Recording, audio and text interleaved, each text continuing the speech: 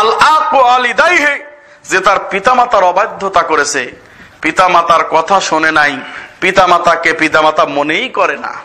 বড় হয়ে গেছে না, ও মনে করে যে আমাদের কথা মতো পিতামাতা উঠা বসা করবে, পিতামাতার কথা আমার শুনতে হবে কেন?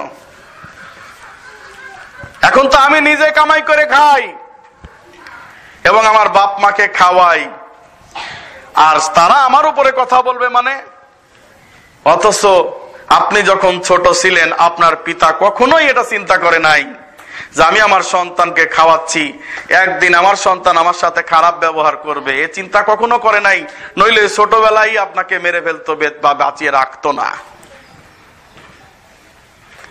আসলে খুব দুঃখ লাগে, খুবই কষ্ট লাগে। আজকের পিতামাতার পরিস্থিতি দিন দিন করুণ অবস্থা হয়ে যাচ্ছে।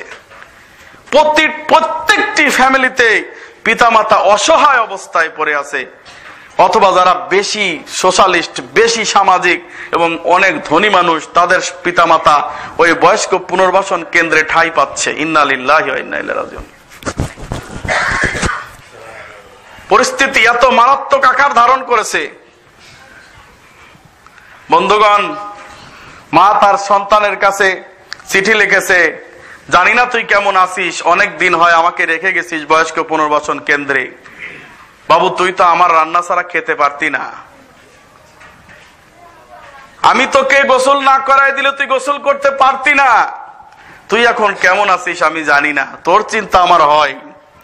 চিন্তা করিস না, মৃত্যুর সময় নাকফুলটা তোর বাবা দিয়ে গিয়েছিল, নাকফুলটা বিক্রি করে হলেও আমার কাফনের ব্যবস্থা করে দিস। সন্তান বিরাট ইঞ্জিনিয়ার, বিরাট ডাক্তার হয়েছে, এখন সন্তান, মাকে তো আর ভালো লাগে না। মায়ের পরিস্থিতি কি হয়েছে? মা সর্বাঙ্গ আগুনে ঝলসানো, পুরানো, বিশ্রী দেখা যায়, মাথায় চুলও নাই, তারপরে কানা, দুই চোখও নাই। বন্ধু বান্ধব এসে বলে তোমার মা কোথায়? বলে ওই নিচের ঘরে আছে। মাকে দেখে নাক সিটকায়, এটা আবার মা হয়? এটা কি করে মা হয়? তখন ছেলেটা ধীরে ধীরে তার মধ্যে এক ধরনের স্পৃহা তৈরি হয়, এই মাকে নিয়ে তো আমি সমাজে চলাফেরা করতে পারতেছি না। তখন একদিন মাকে গলা ধাক্কা দিয়ে বাইর করে দেয় এই ছেলেটা। পাশ্চাত্যের ঘটনা, একদম সত্য ঘটনা। মাকে গলা ধাক্কা দিয়ে বের করে দেয়। এত রাতে মা কোথায় যাবে, এদিকে চোখেও দেখে না। হঠাৎ সামনে একটি গাড়ি এসেছে, গাড়ির তলে পড়ে চাপা পড়ে মা মারা গেছে। বাচ্চা ছেলেটি খবর পেয়েছে মা মারা গেছে, মনে মনে বলেছে ভালোই হয়েছে, আপদ বিদায় হলো। দেখা গেল ছেলে তার মাকে দাফন কাফন করলো ঠিকই, কিন্তু মনে মনে বলছে যাক ভালোই হলো, আপদ বিদায় হলো। এই একদিন যায়, 2 দিন যায়, 3 দিন যখন যায়, তখন মায়ের ঘরে প্রবেশ করেছে। হাজার হলো মা, তো রক্তের তো একটা টান আছে, তাই একটু মায়ের ঘরে প্রবেশ করেছে। প্রবেশ করে একটা ছোট্ট একটা ডায়েরি পেল। ডায়েরির মধ্যে লেখা রয়েছে যে 1-2-2005 অথবা 2006 সাল, আজকে আমার জন্য খুবই একটা শুভ সংবাদ, আমি সারা পৃথিবীর মধ্যে মিস ওয়ার্ল্ড হয়েছি। ইন্না লিল্লাহ। মিস ওয়ার্ল্ড, তার মা ছিল মিস ওয়ার্ল্ড, সারা পৃথিবীর মধ্যে মিস ওয়ার্ল্ড ছিল। তাহলে এই পরিস্থিতি কেন? এই ঘটনাটা পরে আমি অনেক কেঁদেছি।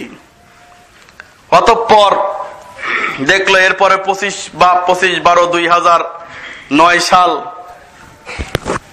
আগুন লেগে যায় আমার বাড়িতে। আমার সন্তান আগুনের মধ্যে মাঝখানে পড়ে রয়েছে। আমার বাবুটাকে আমি বাঁচানোর জন্য আপ্রাণ চেষ্টা করছি, কিন্তু কিছুতেই আগুন ভেদ করে আমার বাচ্চার কাছে যেতে পারতেছি না। সবাই আমাকে ধরে রেখেছে, কিন্তু আমি তো মা, আমার তো ছেলে, আমার সন্তান ছাড়া আমি বাঁচতে পারবো না। দৌড়ায় সন্তানটাকে বাঁচাতে গেলাম, আমার সর্বাঙ্গ পুরো ঝলসে গেল, পুরো চামড়া কুঁচকে গেছে আমার। অতঃপর আমি বাবুটাকে নিয়ে আসলাম। আমার শরীর পুরে, আমার এত সুন্দর ত্বক, আমার এই চুল সব পুরো শেষ হয়ে গেছে। আমি এখন বেঁচে আছি, তবু আমার শ্বাস চলছে, কিন্তু আমার বাচ্চাটার চোখ দুইটা আমি বাঁচাইতে পারলাম না। বাচ্চার চোখ দুইটা নষ্ট হয়ে গেল। পরে বললাম, ডাক্তার সাহেব, আজকে এত এত তারিখ ডায়েরিতে লিখে রেখেছেন, অতঃপর অপারেশন করে আমি আমার চোখ দুটো আমার বাবুকে দান করে দিলাম। ইন্না লিল্লাহি ওয়া ইন্না ইলাইহি রাজিউন। এই হচ্ছে মা, এই হচ্ছে বাবা। এই ছেলেটার জন্য মিস ওয়ার্ল্ড আগুনে পুড়ে ঝলসে গেছে।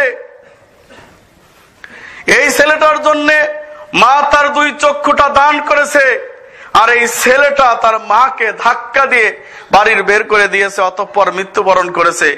জীবনে কোনোদিন এই সন্তান তার মায়ের এইটা কখনোই স্মৃতি ভুলতে পারবে না। বন্ধুগণ, ইসলাম শিক্ষা দেয় তোমার মা তোমার আল্লাহর উপরে যার অধিকার রয়েছে, ইহসান রয়েছে, সে হচ্ছে তোমার মা, সে হচ্ছে তোমার বাবা। খবরদার, তোমার পিতা যদি বলে স্ত্রীকে তালাক দাও, তালাক দিতে হবে, এটাই শরীয়ত। তোমার মা যদি বলে স্ত্রীকে তালাক দাও, তালাক দিতে হবে, এটাই শরীয়ত। এই শরীয়তকে উল্টানো যাবে না। তবে তোমার পিতামাতা যদি তোমাদেরকে জাহাদা তুশরিকা বিহি, আল্লাহর সাথে শিরিক করতে প্ররোচিত করে, জোর করে, জুলুম করে, তাহলে শিরিক করবে না। ওদের থেকে তুমি চলে আসো, শিরিক করবে না। তোমার পিতামাতা মুশরিক, তবু তাদের সঙ্গে খারাপ আচরণ করবে না। চলে এসেছো, তাই বলে তোমার পিতামাতার জন্য খারাপ ব্যবহার করবে না, খারাপ আচরণ করবে না। কারণ তোমার মাতা তোমাকে 2.5 বছর দুগ্ধ কি করেছে, পান করিয়েছে। অনেক কষ্টের উপর কষ্ট সহ্য করে তোমাকে মানুষ করেছে। তোমার পিতা নিজে না খেয়ে তোমাকে খাইয়েছে। তুমি যেটা চেয়েছো সেই আবদার তোমার পিতা পূরণ করেছে। এমন কোন আবদার নাই যে তোমার পূরণ করে নাই। তোমার পিতামাতা তোমার জন্য জান্নাত, তোমার পিতামাতা তোমার জন্য জাহান্নাম। আল্লাহ রাসূল সাল্লাল্লাহু আলাইহি সাল্লাম, আমার পিতামাতা আমার সঙ্গে খুব খারাপ ব্যবহার করে, আমি কি করতে পারি? নবী সাল্লাল্লাহু আলাইহি সাল্লাম বলে, ওদের সাথে ভালো ব্যবহার করো।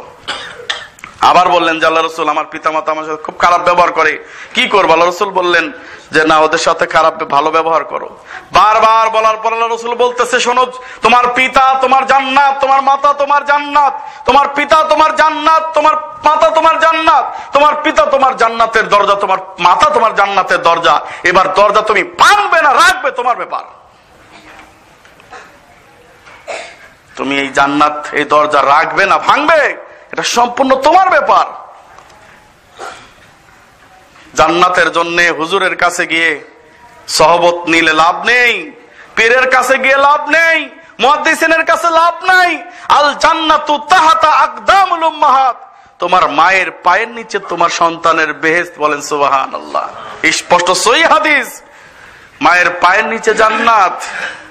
ওইখানে জান্নাত অন্বেষণ করো, মায়ের সেবা করো, যত্ন করো, তাহলে ওখানে তুমি জান্নাত পাবে। আজকে স্ত্রীর ভালোবাসা, মাকে ভুলে গেছি। তবে একটা জিনিস বলে রাখতে চাই, সবাই মিউচুয়াল করতে হবে।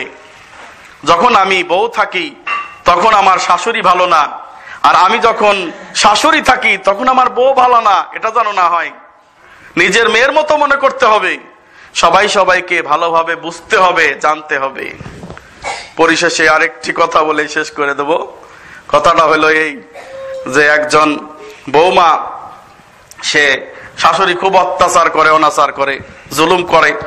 তো তার মামার কাছে যে বলতেছে যে মামা, আপনি তো ডাক্তার, তো আমার শাশুড়ি আমার খুব জ্বালা যন্ত্রণা করে, একটা কাজ করেন না, আমার শাশুড়িকে আমি মেরে ফেলতে চাই।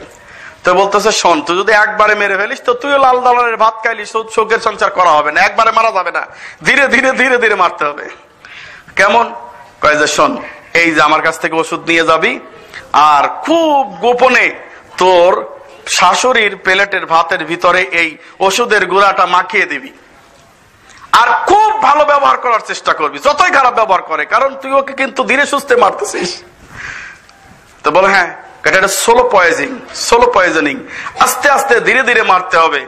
সুতরাং ঠিক আছে, মামার এই কথা শুনে একেবারে খুশিতে ডগবগ হয়ে বউ চলে এসেছে। এসে তো শাশুড়ির সাথে খুব ভালো ব্যবহার করা শুরু করেছে। শাশুড়ি তাকে অত্যাচার করে, অনাচার করে, শাশুড়ি গালিগালাজ করে, উঠতে বসতে এত খারাপ আচরণ করে, কিন্তু বউ কিছুতেই খারাপ ব্যবহার করে না। মারবো ধীরে ধীরে, সোলো পয়জিং এ, তুমি যত খারাপ ব্যবহার করো আমি ভালো ব্যবহার করবো। ভালো ব্যবহার করতে করতে করতে করতে ওর মামা বলেছে এতদিনের মধ্যে তো শাশুড়ি মারা যাবে এই ওষুধ খাইতে খাইতে খাইতে খাইতে। তখন ভালো ব্যবহার করতে করতে লাস্টে শাশুড়ি এত ভালো হয়ে গেছে, বউ স্যার আর কিছু বোঝে না। দুইজনের মধ্যে এত ভালো সম্পর্ক হয়ে গেছে, আর মাত্র 7 দিন, এর মধ্যে শাশুড়ি মারা যাবে। তার মধ্যে বউটা কান্নাকাটি শুরু করেছে। আর কান্নার কারণ কেউ জানে না। মামার কাছে যে বলছে, মামা যান, কোনো ব্যবস্থা হয় না, আমার শাশুড়ি এত ভালো, আমি আমার এই শাশুড়িকে মেরে ফেলতে চাই না।